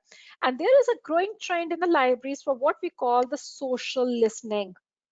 So we have known, all of us have strongly been of the view that we need to acquire the skills of to be a very good listeners. But yes, there's a growing trend now in the libraries for social listening, keeping our ears and eyes focused and listening, seeing what are my users, what are my teachers, faculty members, what are they discussing about the libraries, what are they having an exchange of ideas they are doing in their social circles about the libraries, because that gives you the kind of those are the indicators for you. Those are the kind of insights that you can get, that what are the areas in which you really need to develop yourselves. There are 3.499 billion social media users according to the global 2019 social media statistics. And I would just like to tell you that there are a number of open source social media analytic tools which are available, and some of them, they're all in the open source. You can integrate, you can download them, you can integrate them, and you can use them. And these includes Google Analytics, Social Harvest, SocioBoard, Hootsuite, Zoho Social, Crowdfire, and Buffer. And there are like many more. You can integrate them, you can make a use of them. Most importantly, I would like to mention that there is a greater need in the libraries now to establish user experience unit in the libraries. User experience units, we are seeing it now. This is a growing trend now in the libraries. In order to also encourage that user oriented environment in the libraries, we do have the units, we do have the environments which takes care of the user experiences. The user experience units or department of user experience in the libraries, the staff should always be working in resolving the issues of the users in order to meet the requirements, and also should work for devising new policies for developing user-centric services. So that's very, very much important enough, that we should create such kind of exclusive units. You should have a staff who is very good enough in listening and understanding the issues which are being encountered by the users. And this would, if you do like this, user would also feel that yes, they are being listened. It's not that whatever they are being saying, no one takes care of it. That because if you have an exclusive department, to talk about the libraries in the West, they do have now this department of user experience. And therein, the staff which is there all the time, their focus area remains, are my users well satisfied, are they happy enough with the things which what are being run, and what are the issues that they are encountering. They in turn will coordinate with the other departments to ensure that there is a hassle free and more kind of a the better conducive environment for the users. So that's what this user experience unit in the libraries can do. That use of chatbot services, greater need now to bring this chatbot services into our libraries, wherein we are integrating both the artificial intelligence and also the NLP, natural language processing. We are seeing it that worldwide libraries, they are right here from Singapore to, you look towards the US, UK, Germany, and other places. They really have started implementing now these chatbox QA services. So it's a robo which is taken care of. You have all these frequently asked questions which are being bundled in that, and the users can get their answers from it. Dialog Flow is an end-to-end build once and deploy everywhere development suite for creating conversational interfaces for websites, mobile apps, popular messaging platforms, and it has pre-built agents that is able to answer simple conversational queries. The knowledge base needs to be created by the libraries to answer the frequently asked questions of the library users. And this Dialog Flow is, again, it's an open source interface which one can integrate with their own library services. But you need to create your knowledge base. You know that what are the frequently asked questions. You know what are the things that usually the student or the faculty keep on asking to the library. So you can bring all those things, and which with the usage of the AI and NLP technologies, automatically the user is going to get the answers for it. We are planning, in fact, in next few months time to hold a webinar on the chatbot services, that how to develop a chatbot services. So we'll come back to you once we finalize. We're trying to have some of the good speaker for that, and we are trying to partner with CSI, Computer Society of India, for that. Now herein comes the question for you, and the question is, have you introduced chatbot services in your library? Have you introduced chatbot services in your library? Please kindly give us your feedback about it. If you have introduced chatbot services, it's not a chat service, it's a chatbot service, which is a more an intelligent artificial intelligence interface, wherein automatically you have a resource base, you have a knowledge base, the user asks and they get an answer. They can ask in their natural language and in a conversational tone, and they get the replies to it. Very happy to see we have got 24% who have developed chat box. That's indeed a very interesting finding, and now it's a 24% said yes, they have developed a chatbot, and 76% said that no, they have not yet. We do hope that we should be in a position to implement these, in soon. Use of voice computing technologies in the libraries. This is again a very, very important thing, that we should try to make use of. And we always see it as a very separate, technology. But I think the one of the application areas of a voice computing technology is its strong, kind of things it can do in the libraries. It can really can do wonders the way we work in the libraries. So we should have developed the stations in the libraries for our users for using Siri, which is from Apple, the Cortana, and then and the Google Assistant and other things. Alexa also, all of us are being aware, and wherein you can create that environment wherein they can listen to the audio books and music and lectures, and it says, okay, Alexa, play that particular book. Let me know what are the books which are there on that particular author. So create that kind of a environment for our the new generation of our users. Also, this can be used for serving the differently able libraries users, the young population. We can definitely can use this, the voice computing technologies in the libraries.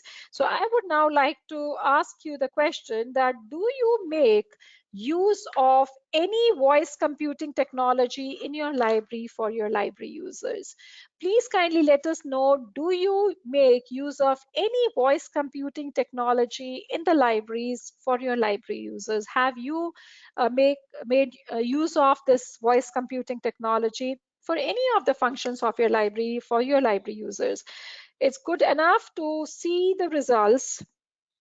Yes, the result says 17% of you have said that yes, you are using the voice computing technology. 83% have said that no. So there is a greater need for using the voice computing technologies in the libraries. And lastly, I would like to, say that we, the library and information science professionals, also have to work. It's at a more at a humane level. We are talking about that we need to work more as a guide and counselors to our library users. It is important for the library users, professionals to provide guidance and counseling to its library users on various aspects. There is a greater need to advise them and also to counsel them, especially to the young students which remain under great stress of studies, meeting deadlines, and many things. And some specific staff which have good abilities to undertake this work of dealing at a psychological level of the user should be encouraged to do that. So it's not only the physical well-being, it's also the mental well-being which is required. And that also has what this pandemic has really posed a major challenge, for the entire academics, that how really to ensure that the mental well-being of the students are also being they're able to maintain that. So I think we as a library professionals, being in the libraries, and we are the ones who closely work with our users. We know that what's happening, in their work areas, in their studies, in their research. So we should try to, work more as a counselors also to them, more as a guide to them, and that's really what is being required. The way 31, I would like to say, that is Friends of the Library initiative. And I would just like to say that the library, all of you should initiate this Friends of the Library project, wherein the users who want to contribute to the library in some manner will be encouraged. And a number of libraries like Cambridge University Library, Princeton Public Library, McGill University, Boston Public Library, they have adopted this Friends of the Library initiative. The voluntary participation of the library users can be encouraged, and if you happen to see them, they're just doing it all kind of things, right, from shelving of the books, scanning of the documents for digital collections. And we as a library professionals, we as those handling the libraries to whom they would be offering the support, you can have in this felicitation function wherein you're going to felicitate your best library users who have made the best use of your library, who have come the maximum number of time, someone who has been to your library collections maximum number of time digitally. You can have certificates of their appreciation. You can give it to them for their voluntary participation, for devoting their time and efforts. So this is what I would like to sum up and would like to say in the end is that we, the LIS professionals, need to remember all the time that humanity is a technology, which will never fade away, and that will survive forever. We, the library and information science professionals, are serving the humanity, and that's a technology which will never go away, which will never get obsolete, it will never get outdated. So we should make, and put in our heart, mind, and soul, everything to it, to ensure that we are able to make a difference, in the lives of our users. We are going to have now suggestions for enhancing the user satisfaction, and we should always remember, arise awake and stop not till the goal is reached. And that's the goal, to fulfill the needs and requirements of our users, said by Swami Vivekananda. Let's take a pledge to work not only for the user's satisfaction, but also for the user's delight. Satisfaction is, you start off with a satisfaction, but we have to raise that bar, and we have to take it, to the level of a user's delight. The user should always be the one who should utter and say, yes, it has been a delightful experience for me, for using your library. It has been a great pleasure to have been to the library and using your library services. So that's what we have to raise, that bar of our libraries, of the library services, resources, and how we deal with our library, with our library users, or for that matter, any user whosoever crosses the paths of ours, looking for information, looking for, something that they are not able to do. We must really, always remember these small little ways, which we really feel that, will go a long way in making, our libraries more relevant and uh, more approachable, by our users. So now is a time now, we would like to make the floor open for discussions. So I would like to request our attendees, please kindly ask your questions, and please kindly ask your questions, raise your digital hand, and I would be more than happy to give you an audio control so that we can have discussions on this. I'm just firstly trying to see if I have our colleague Subhash from PESIT. Subhash, I'm trying to locate you in this list of attendees, and I would like to Subhash Reddy. Yeah, Subhash, it's a pleasure. And firstly, because of you only, we are here today having this webinar. So Subhash, I have unmuted you. And yes, we are connected, Subhash. Thank you Pleasure. very much. Thank you, Thank you very Subhash. A much. pleasure. It is because of you, all of us are here today. It's only because of Yes, you. Would not have done it, and that was only because of your phone call. So many, many thanks. And on behalf of each of the attendees, a special thanks to Mr. Subhash Reddy, the librarian at PS University in Bangalore. Pleasure. Thank you, Subhash. And can I have little inputs from you? madam, the final word, what you told, that you have delighted this. That's all I can say. We are Thank you not so much. satisfied. We are delighted, madam. Thank Thank you, you. Subhash. All of us Thank you very collectively, we much. have to make our users, in that delightful, way. We have to, make their lives. Thank you so much, Subhash. Truly thankful to you. It has always a pleasure, and it's all because of you. This webinar is dedicated to you, because of you. Have we have organized, and it's always a lovely pleasure interacting, with all our colleagues around. So thank you so much, and thanks for your efforts in promoting, this webinar among our professionals. So we have a very huge number of participants for this, and very thankful to you for this, Subhash. Thank you so very much indeed. Thank you, Subhash. Thank you very much, madam. Thank God you all bless the you. DELNET God team for bless you. making Yeah, this yeah. successful. Thank you. Thank Thank you, you. Thank you, Subhash. madam. God bless you. God bless you. Thank you. Bye. Thank Bye. Thank you. So, Mr. Subhash Reddy from PESIT Bangalore. Now it's a pleasure for me to make the floor open. You have any questions? I'm going by alphabetically. So I have Anuradha Shekhawat. Anuradha, I have unmuted you. Please unmute yourself and you can ask us the question. Anuradha Shekhawat.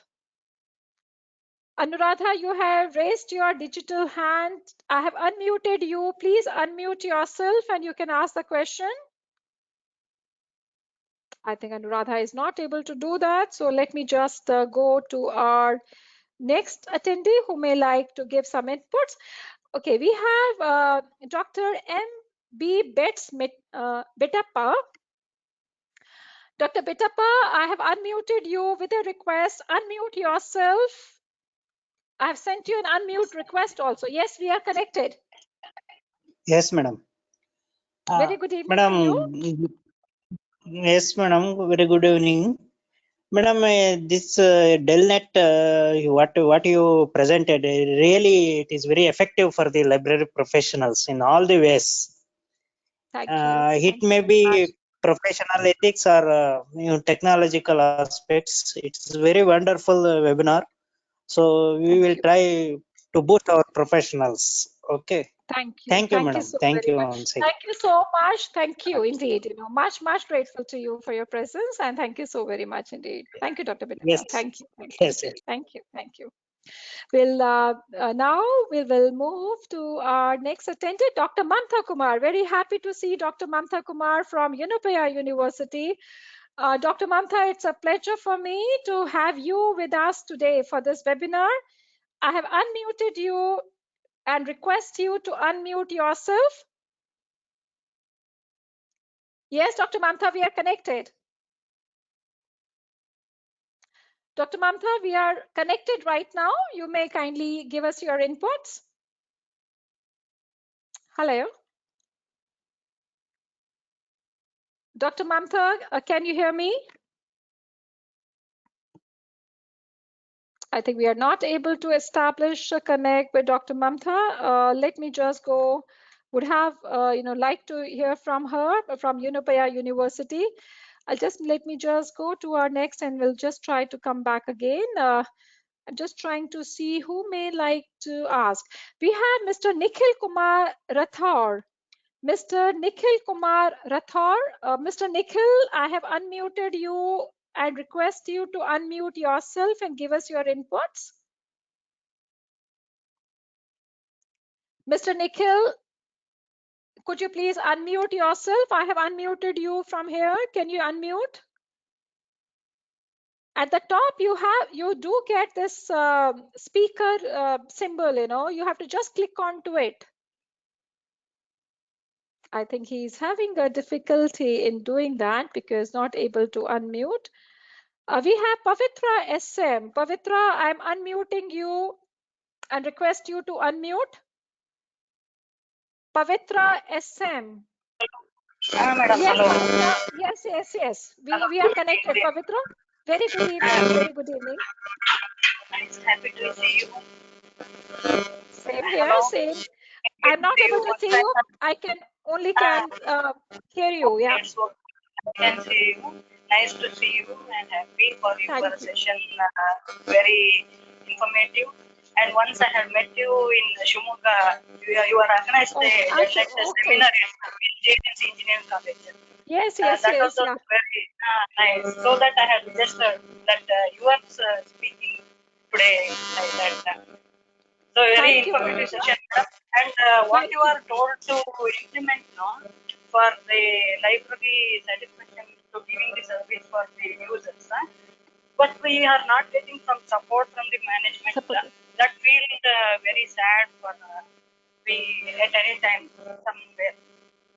But So we Pavitra, what I would say is there are lot many these ways which doesn't really need much financial support for the things. Some yeah. of They these will things, give the yes. support for the books. I know. There are some Haha. yearly they get budget from many accounts like UGC management fund. There are many accounts. From that they are Haha. going to do, for selecting the books. But other what you Haha. are the told for technology wise, no, that we are Yes. interested, but we can't going to do that one with the without support of the management. And We, at that time we are attending the seminar. We are attending the seminar. We feel that one only. But haha. nowadays this technology is only moving in. No, library. Exactly. Yes, Pavitra, that's Uh, true.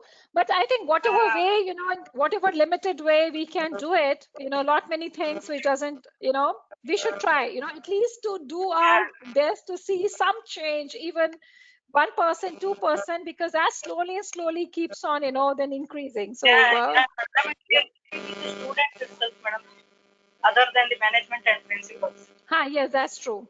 That's always true. we are they are also happy with us for the coming and talking with us, and they feel happy for a library to coming and talking and taking the Exactly. books Yeah. like that. So we are going to implement for that one technologies like that, but we are not getting support. No, at that time Support. we Yeah. feel That's very us. sad. It true. For long time we feel working in the library it's not possible like that. Only this much we are going to do like that. I feel not like this one. Let's keep our positivity, around, and let's keep on doing our small little ways, and the things definitely, that would And improve. That would improve, by Pavitra. Yeah. attending these like seminars, we are getting the information of new kinds of the libraries because we are already 10, 12 years. No? We True. got output from the course. So what are all the new of the libraries? We getting the information from these seminars, and that feel I'm happy. Thank you, Pavitra. Indeed, a wonderful pleasure to have you around. I'm sorry I can't see you, because we have made you as a panelist, to see you two at the same Okay. time. But truly appreciative of your presence, and thank you so much for joining Thank you, us. madam. Thank Look you. forward to having you again. Yeah. Thank you. Okay, Thank you, Pavitra. madam. God bless you. Thank you. Bye-bye. Bye-bye, dear. Thanks. Thank you. Thank you. We'll just, it's pleasure to see our colleagues, like, to whom you had met. We have Mr. Ramo Ponuswamy. Mr. Ramo Ponuswamy, I have unmuted you and request you to unmute yourself and give us your inputs. Mr. Ramo Ponuswamy, could you please unmute yourself and give us your inputs? Mr. Ramo Ponuswamy, I think we are not able to establish a link. Let me just go to our next attendee, Shipra Avasti. Shipra, I'm unmuting you. Just for a second.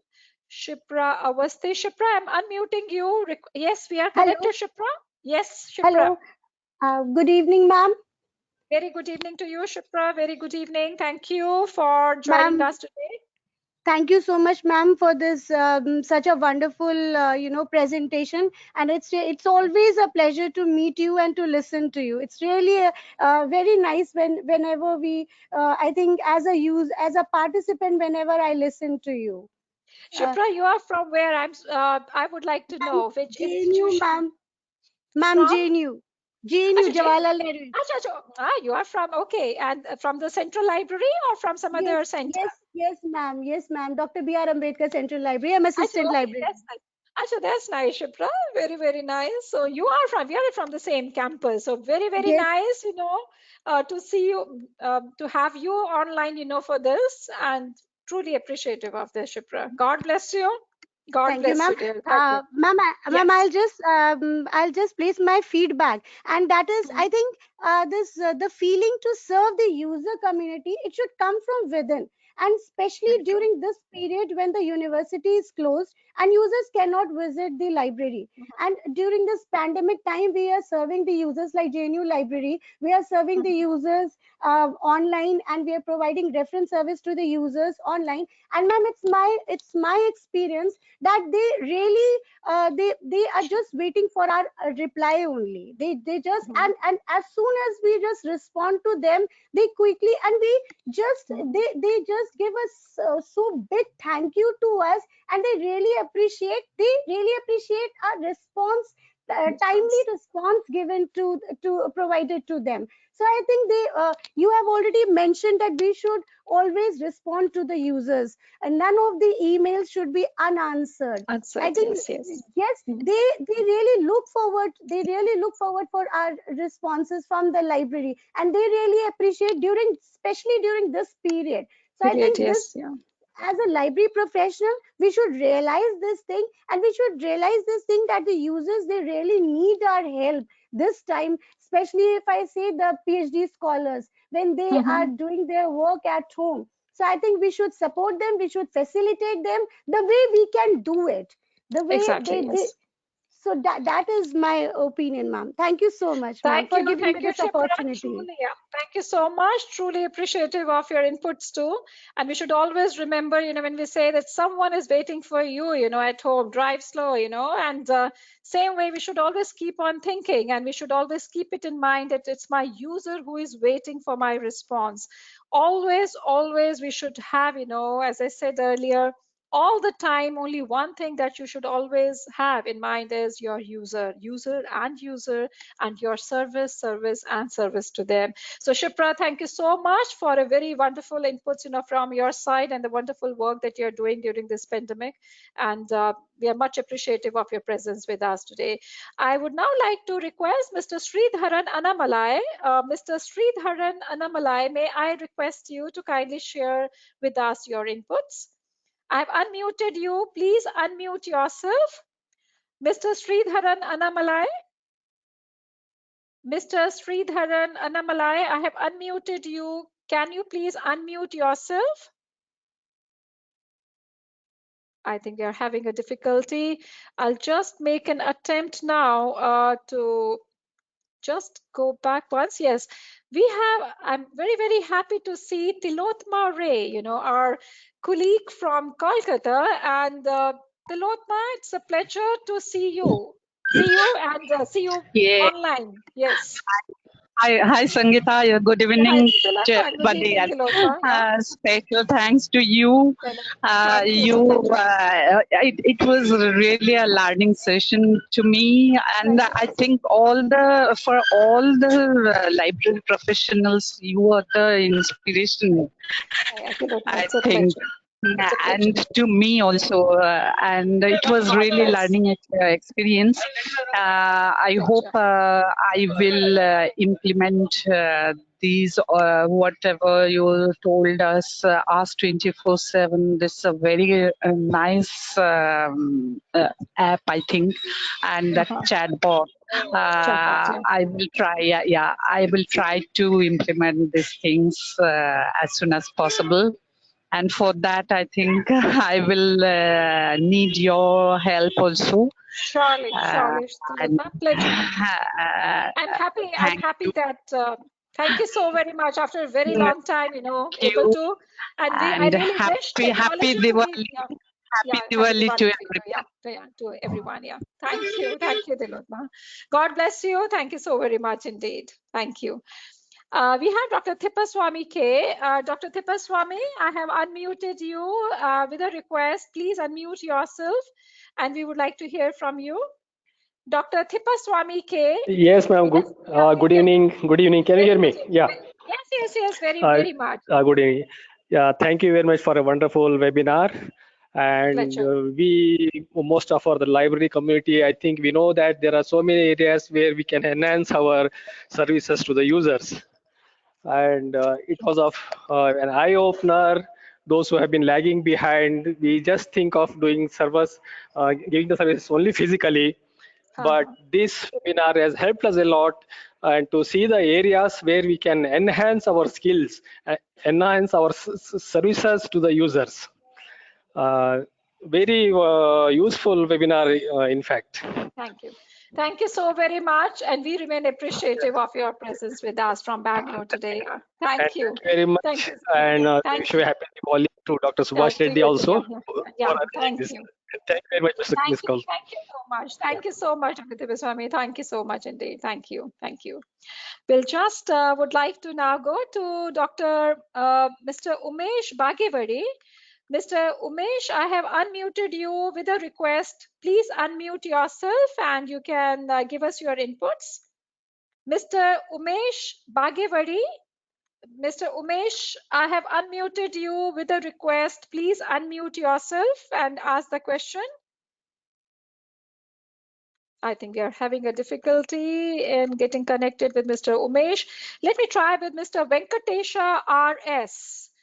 Mr. Venkatesha RS, I have unmuted you. Please unmute yourself and you can ask us the question. Mr. Venkatesha RS. Hello, good evening, madam. Yeah, very good evening. We are connected. Yes, good evening. Can I have your inputs? we are providing some documents to users while we take some maintaining charges or freely providing services. For example, Xerox print copy, or reprography browsing center, applying online job or exams. Yeah, madam. No, this is you are telling about your own services, right? User services. No, yeah, I'm saying you are telling us about your services, right? That you are offering Yeah, these services for your users, right? Which yeah. institution you are from? Which institution you are from, Mr. Venkatesh? JSS organization, madam. JSS College Women, Chamarajanagar. Okay, that's good to hear. That's good to hear. Appreciative Yeah. of this. Thank you so Yes, ma'am. much. Keep up your good efforts. Keep up your good efforts, and we are happy to hear about it. And also do keep on attending the DELNET webinars. Yeah, we are appreciative of this. Thank you, Mr. Venkatesh. Thank you so much. Thank you. Thanks. Well, just now I would like to once again quickly, we have Anuja Basu. Anuja Basu, I think Anuja from Kolkata, from Women's College. Anuja Basu. Anuja, may I request you please unmute yourself? Yes, Anuja, we are Good connected. evening, ma'am. Very good evening to Good you, evening, Anuja. ma'am. Very good evening. Madam, how can we give services to the disabled students through open source? How can we give services to the disabled students? This is, yeah, through open source. There are firstly, there are certain, standards which are now in place. I would just like to mention that all the websites, which are being developed worldwide, they have to be in compliance for the visually impaired. According to the DAISY consortium, we do have these web browsers have to be compliant with that, so that the students can really use any of the automatic screen readers softwares for reading the output through the internet when we are searching, and those tools can be integrated with that. So in the online environment, we have a large number of technologies which are being there in place for our visually impaired population. The government of India is making a great efforts, in fact, in creating a large number of resources available for them. But yes, definitely there is a greater need collectively in the libraries to develop a large resource base, for our visually impaired population. But according to DAISY consortium, it is the resources can be converted into the audiobooks, as I said earlier. And but there is a worldwide community which is working to ensure that there are this digital have not, this gap should not be, because the technology should be used in a more inclusive manner, bringing everyone together to offer that. So if you have any specific things that you would like to do for the Divyang population in your college, we request you, please do kindly let us know, and we can connect you with some of the libraries who are doing a path-breaking work in India for the visually impaired population, and even to the number of resources one can refer to. So Anuja, you can write to us, and we'll be more than happy to get you connected with some of these centers. Okay, ma'am. Okay, ma'am. Thank you. Thank you, Anuja. Thank you so much, and thank you for joining us today. Thank you. I'd just like to quickly move once again to see if we have any of our further users. We have Mr. Gunda Subbarao. Dr. Gunda Subbarao, you have raised your digital hand. I have unmuted you and request you if you may kindly unmute yourself and you can ask us the question. Dr. Gunda Subbarao, could you please unmute yourself and ask us the question? I think we are having a difficulty in getting connected with him. I'll just move down and then see before I... Mr. Prasanna H. Husurkar. Mr. Prasanna H. Husurkar, could you please unmute yourself and you can ask us the question? Mr. Prasanna Husurkar, I have unmuted you. Please unmute yourself. Yes, we are connected, Dr. Prasanna. No, we got connected and then disconnected also. Dr. Prasanna, could you please unmute yourself? You got connected and it got again disconnected. Yes, we are connected, Dr. Prasanna. I think some. Yes, you are connected. Hello. Hello. Yes, Good yes, evening, yes. madam. Good evening. Yeah, very good evening to you. Very good I'm at evening. way 16. Way 25 explain, madam, once again implement ISO for user satisfaction in libraries. ISO means 9001 this type, but in library section, which is used? Madam, once again explain ISO for. Yeah, no, this is an ISO standard. So what I was wanting to tell you is that you can always can refer to this ISO standard and try to implement it at your place. I'll just show you that particular slide. So you can you get this ISO standard, you know, in for you for this is the one. ISO 9001 customer satisfaction 8.2.1 to be very precise. This is an ISO standard, and you can consult this entire document. You can apply for this. There are agencies, you know, who you know, works for the ISO 9001 implementations. So you can bring this. We at DELNET are also working for this. You know, so you can always can develop this. Firstly, you refer to this document of customer satisfaction 8.2.1, which is a part of ISO 9001. And by going through that entire documentation, you would be able to know what all you should do if you want to go for this ISO certification. So that would be really, you know, a kind of a that would give you a lot many things, you know, to first get it implemented. So when those things are in place at your end, then you can apply to get an ISO certification for it. So, and that they will give you for ISO 9001 customer satisfaction. 8.2.1 is the sub-para clause, you know, under the ISO 9001. So you can always can refer and can think about making your library as a customer satisfaction compliant library.